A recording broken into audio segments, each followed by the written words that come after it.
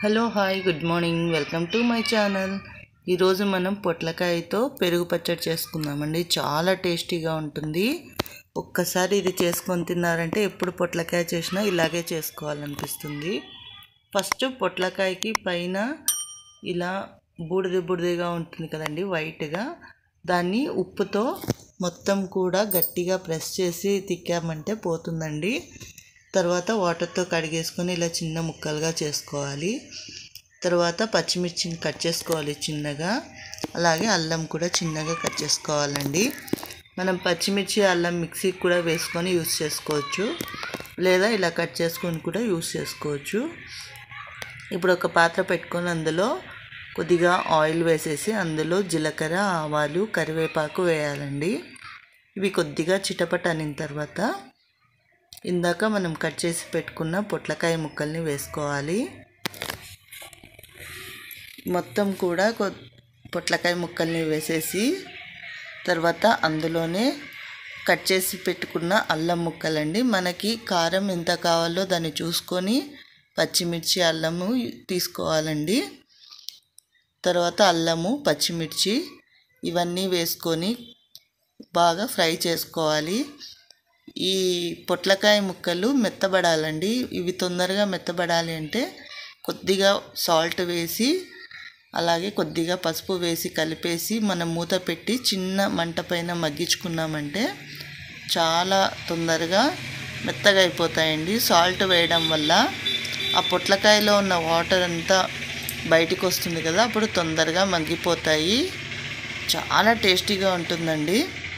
అలాగే ఇవి మగ్గేలోపుగా మనం పెరుగుని ఇలా చిలికి పెట్టుకోవాలి. ఉండలుండలు లేకుండా ఒకే లెవెల్లో ఉంటుందండి, సాఫ్ట్గా ఉంటుంది. పెరుగుని ఇలా చిలికి పెట్టుకుంటే చూడండి, ఇలా మధ్య మధ్యలో కలుపుతూ మనకి ఉడికాయో లేదో చూసుకోవాలి. ఇది మొత్తం కూడా ఆయిల్లోనే ఫ్రై చేసుకోవాలండి, నీళ్ళేమీ వేయకూడదు. ఇలా గరిటెతో మనం ప్రెస్ చేసామంటే అవి కట్ అవుతాయి. అప్పటి వరకు కూడా మనం బాగా మగ్గించుకోవాలి. మనకి కారం ఎక్కువ వేసుకుంటేనే చాలా టేస్ట్ ఉంటుందండి, ఎందుకంటే పెరుగు కమ్మగా ఉంటుంది కాబట్టి. చక్కని రెసిపీ తయారైపోతుంది. చిక్కని పెరుగుతో చక్కని రెసిపీ అండి. ఇది ఒక్కసారి చేసుకున్నారంటే ఇంకోసారి కూడా మీకు పొట్లకాయ దొరికినప్పుడంతా ఇదే తినాలనిపిస్తుంది, అంత టేస్టీగా ఉంటుందండి.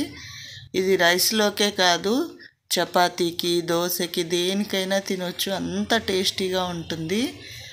ఇప్పుడు మనం స్టవ్ ఆఫ్ చేసుకుందామండి.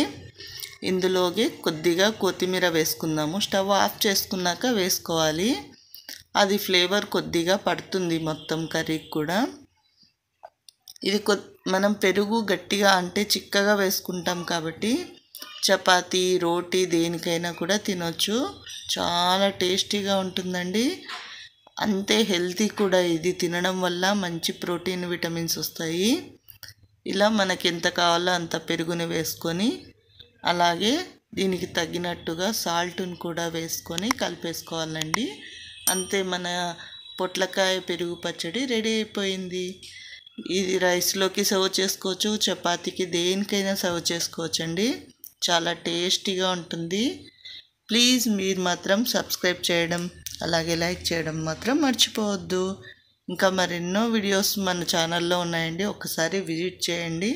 మీకు నచ్చినట్లయితే లైక్ చేయండి, అలాగే సబ్స్క్రైబ్ చేయడం మాత్రం మర్చిపోవద్దు.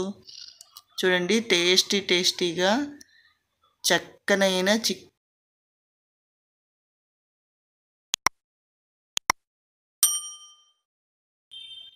పొట్లకాయ పెరుగు పచ్చడి అండి. చాలా టేస్టీగా ఉంటుంది. ఒకసారి ట్రై చేయండి. అలాగే ఎలా వచ్చిందో కూడా నాకు కామెంట్ చేయండి. ఇలాంటి మరెన్నో రెసిపీస్ ఉన్నాయండి మన ఛానల్లో, అలాగే టిప్స్ కూడా ఉన్నాయి. ఒక్కసారి మన ఛానల్ని కూడా విజిట్ చేయండి. ప్లీజ్ సబ్స్క్రైబ్ చేయడం మాత్రం మర్చిపోవద్దు. అలాగే ఇంకా మీకు ఏమైనా రెసిపీస్ కావాలి అంటే నాకు కామెంట్ చేయండి, నెక్స్ట్ వీడియో అది చేయడానికి ట్రై చేస్తాను. ఇంకే మరెన్నో రెసిపీస్తో మళ్ళీ కలుద్దామండి. Thanks for watching.